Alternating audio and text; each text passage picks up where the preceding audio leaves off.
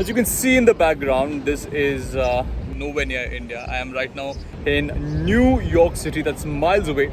I'm here to explore the city using two of the best camera phones that you can find in the market right now. One hand is the iPhone 15 Pro Max and the other one is the Vivo X Fold3 Pro. Now I'm going to be exploring the city. I'll show you what New York is, some of the more tourist spots here, and try to show you what these two phones can capture, and also tell you which is the better option if you're going sightseeing in exotic places like these. So let's check them out.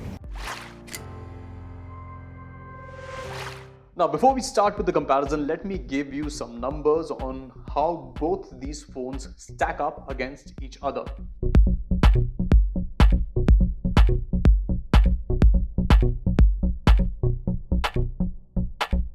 Now that you have an idea about the hardware, time to explore New York.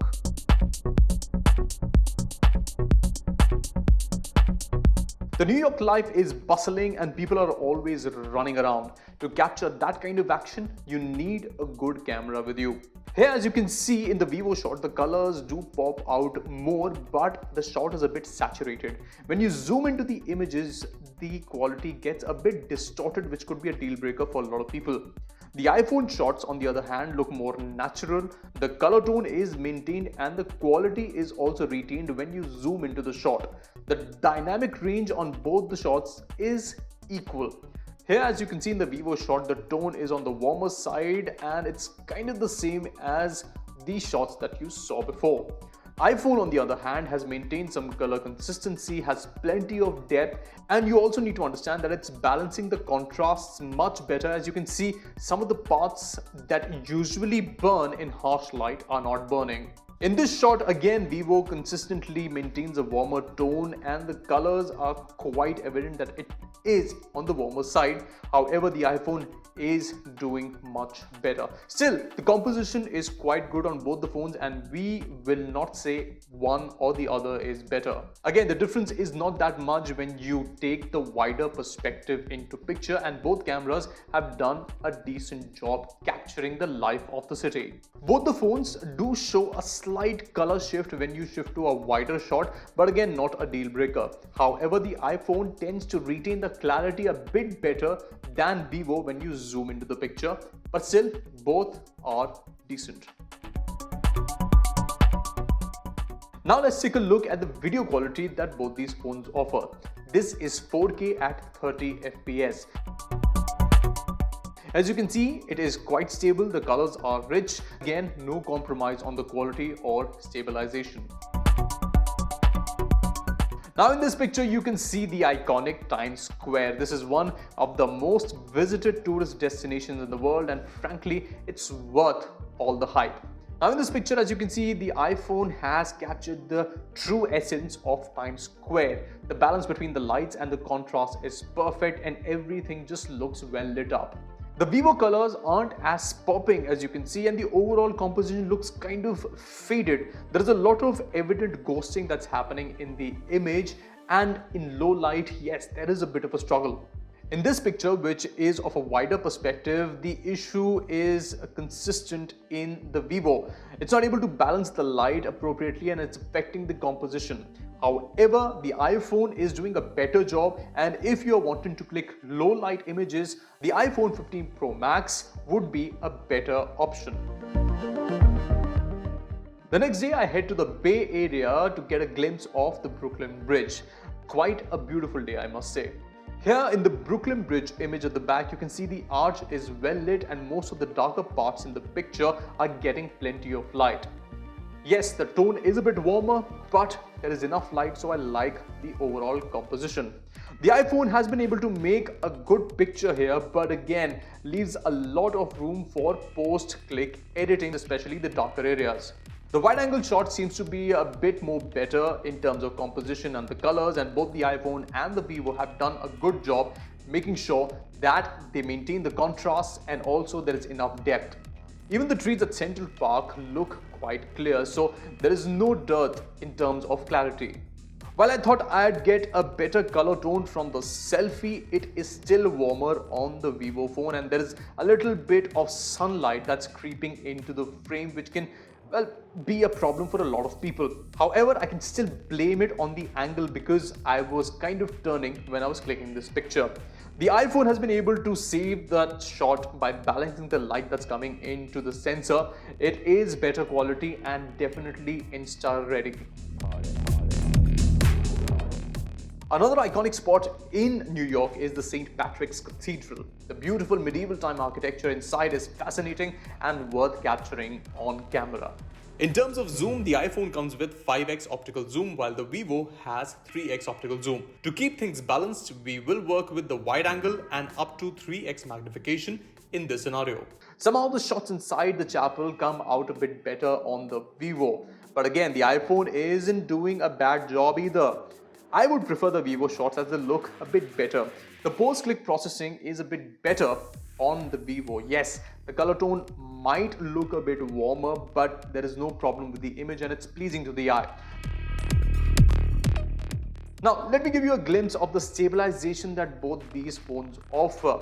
Both of them come with optical image stabilization, and you can clearly see that the shot is pretty stable on both these phones. Now, if you are making a lot of action videos and traveling on the streets and there's a lot of action around, you need to make sure that your phone has good stabilization, and here are the best examples that you can find.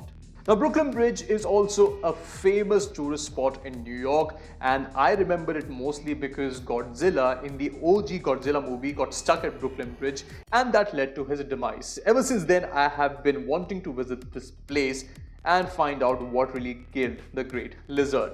Now, when you look at the Vivo image here, it looks a bit faded, not that rich in contrast. While it's able to capture more light, it has compromised on the overall quality. The lens flare is also a bit of an issue if you're looking for better image quality.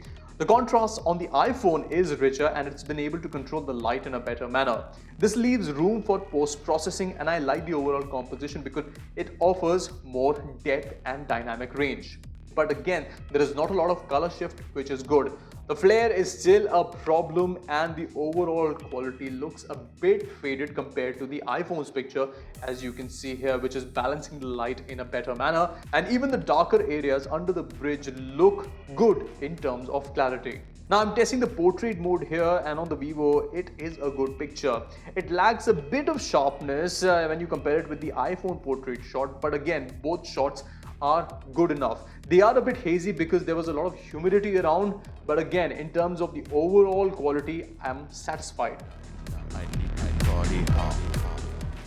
Now let's take a look at how the front camera performs on both these devices, because again, you will be making a lot of vlogs when you are traveling in the city. So this is the quality from the front camera of both these devices. I'm recording in 1080p 30 FPS right now.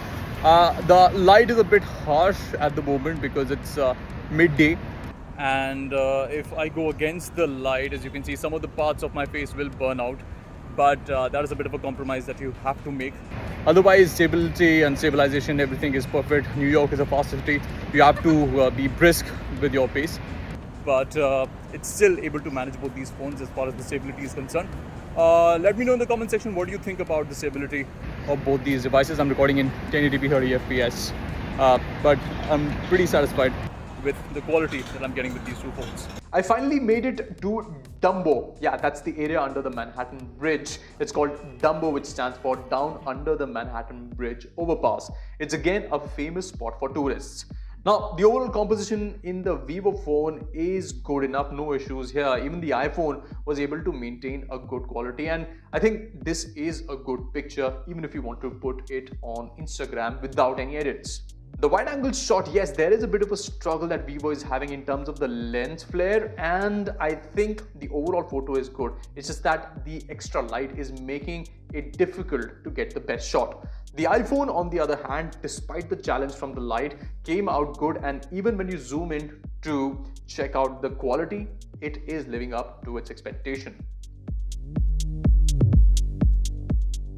I also got some extra shots of the Lego store and the Met Museum. If you're ever in New York City, definitely pay a visit to both these places. There's a lot of history that you'll love to explore at the Met, and if you're a Lego fan, you will love the experience that the Lego store offers. Some of the extra shots that we got on both these phones. As you can see, the Statue of Liberty, all in Lego, looks pretty sharp on both these devices. It's maintained the colors, there's enough quality, dynamic range, and I love how it has been able to maintain the contrasts.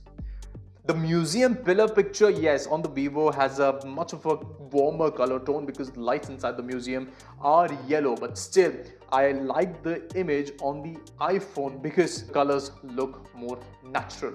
The low light statue image are good on both these phones, I feel, because they are well lit in the right places, and also it's been able to maintain contrast in the background, and overall composition is good.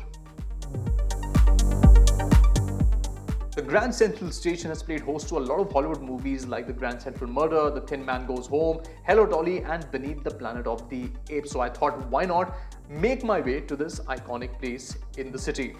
Now, as you can see in the wide angle shot, more of the lit up places have been captured well on the iPhone. The Vivo image quality is also good, and I'd say the depth on both these images is kind of equal. So I won't deduct any points from either of these two devices.